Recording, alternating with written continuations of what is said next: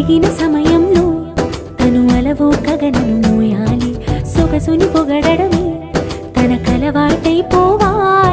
పనులను పంచుకుని మనసుంటే ఇంకేం కావాలి. అలకని తెలుసు